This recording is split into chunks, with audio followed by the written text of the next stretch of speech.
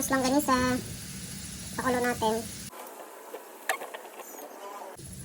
Ayan, pakulo muna natin to, tapos maghiwa na tayo ng mga kamatis tsaka sibuyas. Okay. Pag nagtitipid ka, ito yung mga ulam na masarap at mura.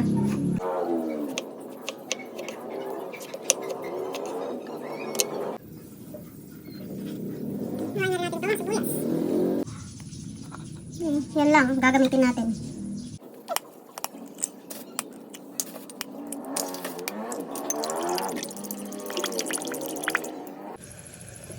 Kumukulo na. Ayan, napiprito na yung longganisa. Dito naman tayo.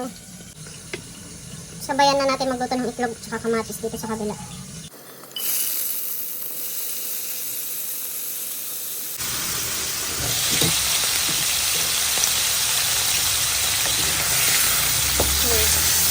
Mahina lang yung apoy nito para hindi masunog agad. At mahina lang. Kasi nakawak tayo, mabilis masunog pag nakawali. Hindi ko pa nilagyan ng mantika yan ha. Kasi yung may lalabas ka ng mantika. Yung nasa kailangan nilagyan. Good. Okay. Sarin mo natin ito. As in, 1 tablespoon siguro to. Ulang-ulang ang suka. Halo-halo.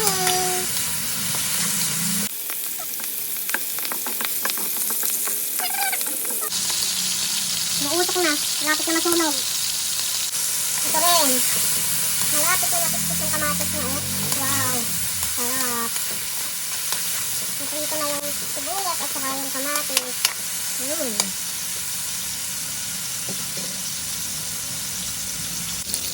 Pwede na to. Patayin na natin to.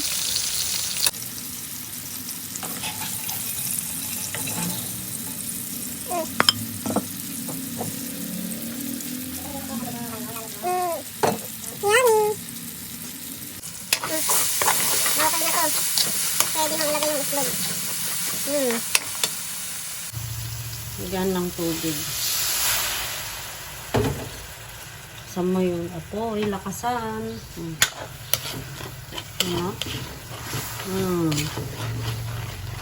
Yummy.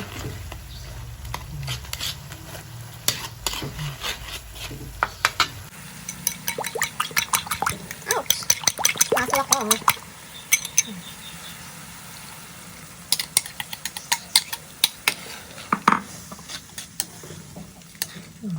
Mahina lang dapat yung apoy mo dyan para hindi mabigla yung itlog. Tumigas agad. Ganyan lang. Hinaan mo yung apoy.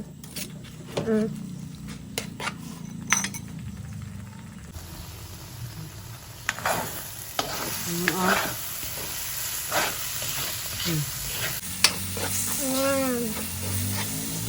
Ba? Pwede na to.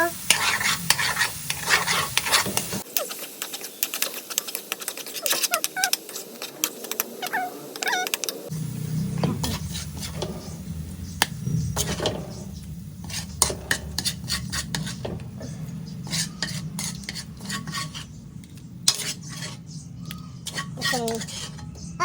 Ay, ko. Paso pa ako. That's it. Yan. Ulam for today. Alaminos longganisa. Tsaka, yan. Sarsyadong itlog ata yung tawag sa ganito. Yan. Ulam namin ni JM. Sana umabot hanggang gabi. Bye. Thank you for watching.